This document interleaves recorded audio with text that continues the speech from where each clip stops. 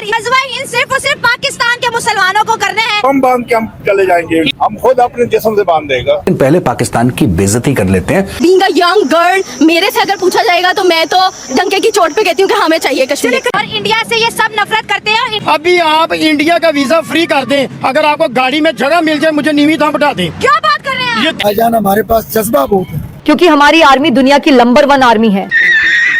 जज्बा लेके गली गली हमने नारे लगाने, ठीक है, मगर दुनिया से पीछे रहना है। नन्ना तो है ही कि दिन तंग करे तो उसे हम भी तंग कर सकते हैं। और जैसा कि फिल्मों में होता है, आगे आगे पाकिस्तानी बोट और पीछे पीछे इंडियन कोस्ट गार्ड। सब जानते हैं कि कितना जुल्म हो रहा है कश्मीरियों पे। ये कश्मीर हमारा नहीं है, वो उन्हीं का ही, उनके पास डॉक्यूमेंट्स है। 1971 में भी सरेंडर करा था उन्होंने, पहले जमीन पे करा था, अब समुद्र पे कर दिया। मोदी ने तो बैंक से कोई भी पैसा ही नहीं निकाला, वो अवाम ने बनाया है। अगर राम मंदिर, यस जी। दोस्तों, इंडिया ने फिर से पाकिस्तान को हराया। 1971 में जमीन पे हराया था, इस बार दोस्तों इंडिया ने समुद्र में हराया पाकिस्तानियों को। अब इस हार से पाकिस्तान बौखला गया। बौखलाने के बाद पाकिस्तानियों ने फिर से अपनी जिहादी सोच जाहिर किया। हम गजवाए हिंद करेंगे, इंडिया पे कब्जा करेंगे, वगैरह वगैरह, और फिर से राग अपने लगा कश्मीर लेके रहेंगे। दोस्तों नमस्कार, मैं आपका दोस्त डीपी। पहले देखते हैं वीडियो। पाकिस्तान की यूथ से बात करेंगे, गज़वा हिंद की। दुनिया में बहुत से मुसलमान है, बहुत सी मुसलमान कंट्रीज है, लेकिन गज़वा हिंद सिर्फ और सिर्फ पाकिस्तान के मुसलमानों को करने हैं। इन्होंने जी हमला कर रहे हैं भारत के ऊपर, इसी को गज़वा हिंद कहा जाता है पाकिस्तान के अंदर। इसके साथ साथ प्राइम मिनिस्टर नरेंद्र मोदी का एक बयान बहुत ज्यादा वायरल हो रहा है कि हमारे पास जो एटम बॉम्ब है, जो मिसाइल है, ये हमने दिवाली पर चलाने के लिए नहीं बनाए हैं। फर्स्ट यूज पॉलिसी तो उनकी नहीं है, लेकिन गज़वा हिंद आज भी पाकिस्तानियों ने नहीं, मेरा नहीं ख्याल के ये मुल्क इसलिए गज़वा हिंद के लिए नहीं बना। ये जमहूरी मुल्क है, जमहूरियत पसंद लोग हैं यहाँ पे, और ये कुछ इंतशार पसंद जो है ना इस्लामी तंजीमें, ये अपना ये इक़्तिदार में तो खैर आ नहीं सकते ये लोग, मगर ये लोगों को ना जज्बात दिलवाते हैं। सही बात है। हाँ, ये जज्बात दिलवाते हैं। हमें तो हर मुल्क, यहाँ तक कि इंडिया के साथ भी मोहब्बत करनी चाहिए। और हाँ जी, और क्योंकि हमारे जो है हमारे हालात देखे, हमारा बिजनेस देखे, हाँ, तो हमारे हालात और बिजनेस सर देखें। जब हम यहाँ से कोई नेगेटिव चीज फैलाते हैं, ये सोशल मीडिया पर रिकॉर्ड होती है, जब वो सुनते हैं तो वो कहते हैं कि यार 77 साल हो गए, पाकिस्तान आज भी उसी दुश्मनी को लेके मैं अल्लाह सच्चा जानता, मैं आप आज ये देखें कितनी दुनिया सुन रही है। अभी आप इंडिया का वीजा फ्री कर दें, अगर आपको गाड़ी में जगह मिल जाए मुझे नीवी थाम बैठा दें। क्या बात कर रहे हैं? यकीन कर लें, लोग सारे जाएंगे, सब जाएंगे, सब लोगों का आपस में बहुत पब्लिक, एक ही पब्लिक है, हम एक ही कल्चर है, एक ही लोग हैं, हम एक ही सकाफत है। क्या बात है? हाँ जी, और मेरी ये गवर्नमेंट जो नहीं आ रही है, मेरी इनसे गुजारिश है कि जैसे पहले हमारी वो समझौता एक्सप्रेस आती थी, रेगुलर बिजनेस होता था, हमारी सब्जियां उधर जाती थी, उधर इधर आती थी, और बिजनेस खोलें, सुलह करें, लड़ाई झगड़े से दूर जाएं। और इंडिया से ये सब नफरत करते हैं, इंडिया की दवाइयाँ अपने मरीजों को खिला रहे हैं। इंडिया के लिए चंद एक लोग नफरत जो करते हैं ना, वो कोई अपना चूरन बेच रहे हैं। नफरत बनती नहीं है, ना गवर्नमेंट सतह पे बनती है, ना पब्लिक सतह पे बनती है। ये जितनी भी दुकानें यहाँ पे सब चले जाए, अभी भी इंडिया की प्रोग्राम चल रहे हैं, इसका मतलब ये भी एक मोहब्बत है। अमेरिका, रशिया और चाइना के बाद इंडिया दुनिया का चौथा ऐसा कंट्री बन चुका है जिसने हाइपरसोनिक मिसाइल अपना टेस्ट किया है, और ये बहुत बड़ी बात है। भाईजान, हमारे पास जज्बा बहुत है। अब भाई फिर अभी वो यही बात है, जज्बे से हम जज्बा है तो क्या? जज्बा इसलिए है कि जो पढ़े लिखे वो तो कुछ कर रहे नहीं, अच्छा, जो अनपढ़ है वो उनमें जज्बा है, ठीक है, वो क्या कर सकते हैं? कुछ भी नहीं कर सकते। जज्बा लेके गली गली हमने नारे लगाने, ठीक है, मगर दुनिया से पीछे रहना है। इंडिया का मुकाबला हम करे, बम बांध के हम चले जाएंगे। ठीक है, बम बांध के चले जाएंगे। वो बम आएगा कहाँ से? हम खुद अपने जिस्म से बांध देगा। वो मैं कह रहा हूँ, देखें उनके पास टेक्नोलॉजी चाहिए ना, की मेहरबानी है। जब वक्त आएगा तो बताएंगे इंशाल्लाह। ठीक है, लेकिन हम आपको नहीं अपने लगता मुसलमानों की जज्बे की वजह से इंशाल्लाह कुर्बानी देने के लिए नन्ना तो है ही कि दिन मरना तो है, तो मेरे एक इंसानियत की मौत तो मरे भाईजान। ठीक है, तो लेकिन ये जज्बे का मतलब ये नहीं है कि हम किसी के घाटा डालें, अच्छा, या किसी का नुकसान करें। ठीक है, नुकसान का मतलब ये है कि कोई हमें मुल्क में तंग करे तो उसे हम भी तंग कर सकते हैं। 70 सालों से एक नारा कश्मीर हमारा, कश्मीर हमारा, लेकिन इस नारे के अलावा हमने कश्मीर के लिए किया ही क्या है? आप क्या देखते हैं कि ये जो नारा है ये सिर्फ फेक जज्बाती नारा है, ये इसमें कुछ दम भी है? इस पे ना तो कोई दम है, ना तो कोई फायदा है। एक्चुअली में अगर आप बिल्कुल 90s में जाओ ना, तो जब कश्मीर बना था तो जो वहाँ का बादशाह था ना, वो अपना पहले ही सारे डॉक्यूमेंट्स तैयार करके इंडिया को दे चुका, राजा हरि सिंह जी, वो डॉक्यूमेंट दे चुका है। तो अगर तो पाकिस्तान के पास प्रूफ हो तो फिर लेकर दिखाए ना, क्यों नहीं लेते? पेपर उनके पास पड़े हैं, पेपर उनके पास है। और इसके अलावा वो जो पेपर्स है, जब प्रोटेस्ट किया जा रहा था तो अमेरिका में कॉन्फ्रेंस बैठी थी, तो उन्होंने वो डॉक्यूमेंट वहाँ पे शो कर दिए थे। क्यों नहीं अमेरिका बोला, क्यों नहीं कोई और कंट्री ने स्टैंड लिया? तो इंडिया डेवलप और तरक्की याफ्ता मुल्क बन चुका है। अगर आप अपने मुल्क की भी सरहदें खोल देंगे ना, वहाँ पहुँच जाएगी नेशनलिटी लेने के लिए।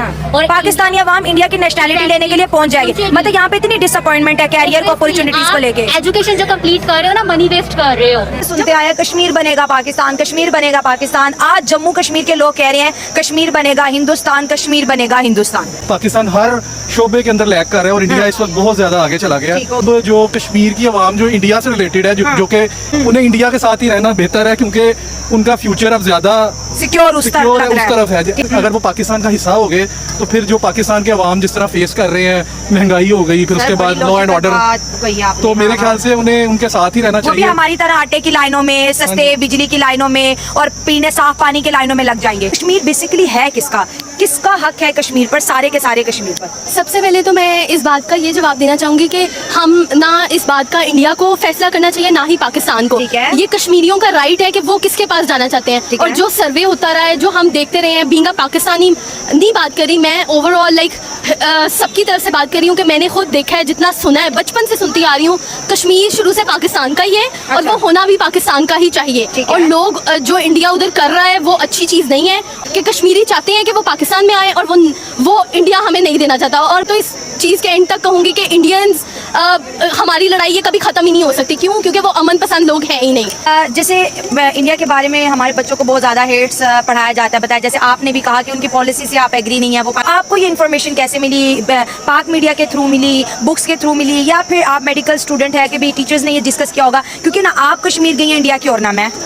अगर मैं देखा जाए तो हम लोग बचपन से न्यूज़ेस देख रहे हैं, हमने बुक्स में पढ़ा है, न्यूज़, सोशल मीडिया, इन चीज़ों से। लेकिन हम खुद एक जीती जागती कौम है, हम शऊर रखने वाली अवाम है, हम एक लाइल्म बच्चे नहीं हैं। हम जो जनरेशन है ना, वो हमें पता है, हम पढ़ के बात करते हैं कि पाकिस्तानियों के पास कश्मीर आज का नहीं, बहुत पहले का हो जाना चाहिए और इनका फैसला करना चाहिए, क्योंकि सब जानते हैं कि कितना जुल्म हो रहा है कश्मीरियों पे कब से। ठीक है, अब अगर हम थोड़ी सी कहते हैं ना कि लॉजिकल बातों को डिस्कस करेंगे। पहले जो पोर्शन हमारा रहा वो थोड़ी जज्बाती, क्योंकि हर पाकिस्तानी कश्मीर के लिए बड़े ही जज्बात रखता है। जब मैं छोटी थी मैं सुनती आई कि इस तरह हो रहा है, जो चीज़ मुझे आज तक हर्ट करती है कि हम कश्मीरियों के लिए कुछ नहीं कर सके।